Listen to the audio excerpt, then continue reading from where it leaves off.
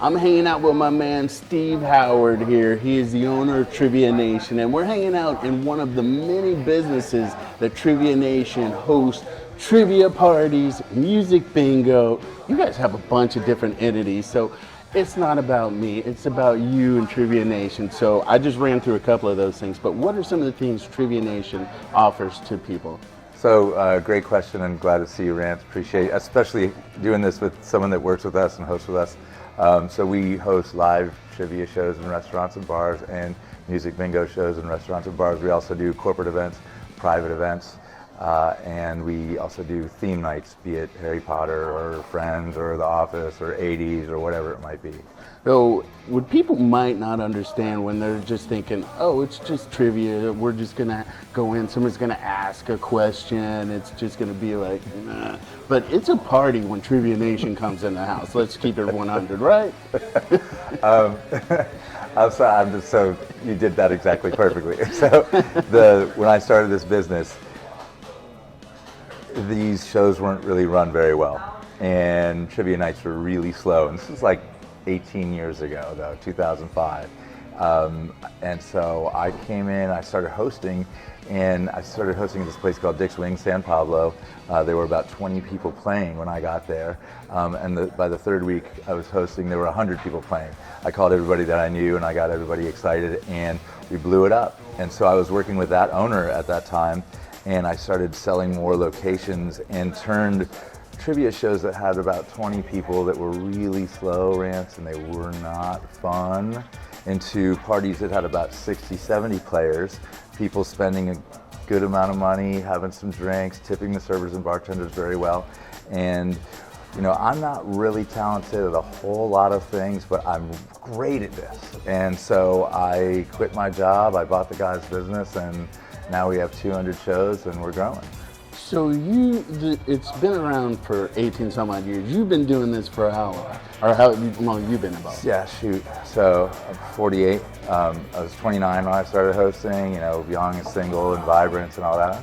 I'm vibrant and semi-young, not single anymore. But so I started hosting there, and I loved live trivia. I loved Jeopardy, and I also was able to make a lot of friends, and I've said this before, I was able to meet a lot of women, which was kind of my goal when I started it. That's okay to say, I hope. And we threw parties, and people heard about us, and I went around the state, and something that we feel Trivia Nation does a lot better than what maybe your average live trivia guy, and no offense to these other people that are doing it, they're just not as passionate. They're not, they don't get it, and it's slow at their locations, and it's just busy at ours. And so the return on investment for our customers of better venues, busier places, like Casbah is a very good example, is there. You know, Casbah used to have a live trivia night. It was slow. They called us. You know, it cost a little bit more, but we're fortunate to be able to have Rance Adams be the host. We pay a little bit more to Rance. We charge a little bit more. And it's busier and it's more fun, and so their owner sees a higher return on investment. He's very pleased. We've been here about a year. So when people come in, what you guys are typically pitching, 2-hour show, and it's going to run that 2 hours, but it's from start to finish. Your hosts are engaging with the crowd, they're engaging with the servers, they're engaging with owners and managers, so it's like a whole kind of symbiotic community, which we'll get to in another segment. But it's about bonding, and when I say it's a party, we're not just coming in and we're just answering questions. Like, every host is different, they're bringing their own thing, but you know, you've got some that are making playlists specifically for their show, some that are just spinning music, dancing. So the return for the owner or the bar, the restaurant, what are they getting out of the experience? And again, I want to compliment you. It's so fun to do this with someone that works with us, because you know the pitch, you know the difference between what you might have seen at another restaurant or bar, and then what Trivia Nation brings. And so I'm so glad the way you describe it is like better than I've ever done that. So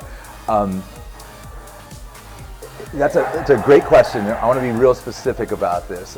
Throughout the history of Trivia Nation, basically what we charge and then what the return on investment for our customers, again, we're in about 200 locations every week, but our customers tell us that we double their return on investment. So that does not mean that we double the amount of sales, or what we charge, then we do twice that amount in sales.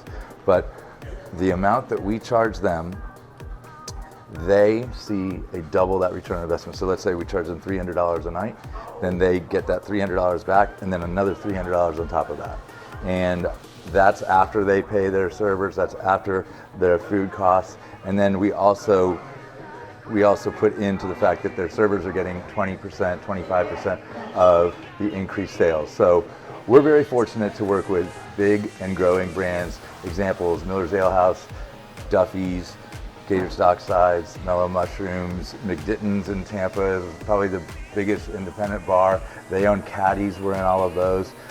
We're able to, what's difficult is restaurants that go to look to hire a trivia night, they're grasping at straws. They've tried everything. A lot of times, 80% of the people that come to us, we do not want to work with, because they're either new restaurants that we know are failing, that we can't do anything about, or they're brands that are deteriorating and their sales are going way down, and they're just like, before they close, they're going to try this one thing. I can't do anything. I need to work with growing, successful brands that want a bump on what is probably a little bit of a slower night. So we have been fortunate to, in the entire United States, there's no other live trivia company, if you will, that works with as many multi-unit operators that do over $2 million annually in sales per store. So most of these competitors of mine work in places that do $500,000 or less. They've been around 18 months. They're thinking of closing, but someone goes, "Oh, try a trivia night." I'm like, "Oh," and those are the prospects that we get sometimes. We just have to say, and I know that some of you guys are looking at this, we can't work with you. And I hope that you guys make it, but there's nothing that a service like us is going to do to save you. You've got so many other issues. But I want to work with multi-unit operators that have been in business more than 10 years, like Casbah has been in business like 20-something years. Family. Yeah, and they were very fortunate. We were very fortunate that they called us about a year ago. They had a trivia night before. It wasn't as successful. We were a little bit more money. Took them a little while to say yes, and we got it. And thankfully, we got you, and boom. So a lot of success here.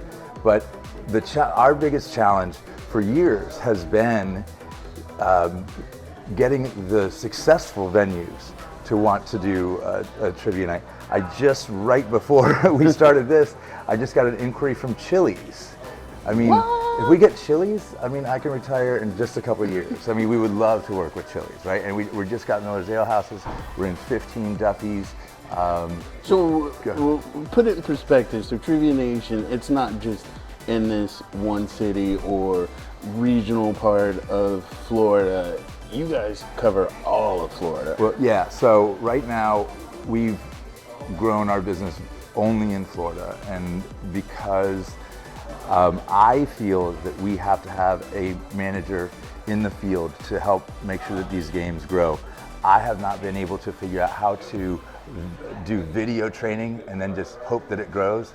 We need someone to be there to make sure that the sound is right, so that we train that host physically. Like most servers and bartenders at restaurants and bars are trained by shadowing for a couple of shifts at least. Right. We provide that kind of training for our folks too.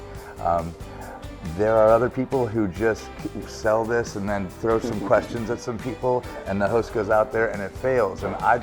So our first core value is fun, and it's no fun like promising somebody something and then under-delivering. Right. And so I'd rather be the premium guy. Hey, you're going to pay me more, but I'm going to find the right host. We're going to pay those people. You mentioned, so the way we know each other is Eden, your associate, started working with us through another host of ours, and then she got a referral bonus for introducing us. I didn't get a cut of that, Eden. We're going to talk about that. So, well, the difficulty of this, Rance, is live trivia nights aren't a thing. In Chicago, live trivia nights aren't a thing. In Houston, live trivia nights aren't a thing. In San Antonio or Phoenix, they're slow. It's what places that are going to go out of business do. It's what maybe non-affluent players play who are kind of geeky and aren't really the type of people that you want at your venue. Yeah. I decided to change that for where we are, and it's been fantastic. I have this wonderful business with full-time employees. My guys you met, Darren and Tony and Natalia, they have 401ks. This is like a real thing, and it took quite a while to do it. And we're learning, and again, we're very fortunate to be working with the customers that we're working with. And I don't know if you've been to our theme nights, but they are bonkers. They are super fun, average between 100 and 200 players. Like I mentioned, Office friends, Harry Potter, Disney, all different types of people. We did one recently, an 80s night. We did a charity event. We gave $2,000 to V for Victory. So there's lots of opportunity for us to do lots of good for our community as well. So the sky's the limit, and we're having the most fun. So. All right, so the bar, restaurant, I've heard the benefit. Is there any risk for them to join the Trivia Nation family? Okay, great question. So there's always a risk when you hire an outside contractor to entertain your guests and to be around your service staff. I mean, so that's really what we provide is 18 years of experience working with multi-unit operators with $50 million businesses and up, working with a lot of country clubs. I am going to pay our hosts more than anyone else that you are going to hire, and I am going to make sure that they are trained, and you are going to like those people. And Rance, I didn't tell you, but I was a server for 2 years. Bennigan's, Charlie's Crab, Ragtime, and Atlantic Beach, and I loved being a server, and I come at this from a hospitality service perspective. So we work really hard to become friends with the servers and bartenders. But as far as the risk is concerned, we ask for 4 weeks paid up front so that we can at least get some work done. As you know, restaurant bar promotions take a little bit of time. But if we take a new customer on, if they do not keep us after those first 4 weeks, we will give you your money back. And I've done this 18 years, I've never had to give anybody's money back. Nice. So yeah, it is.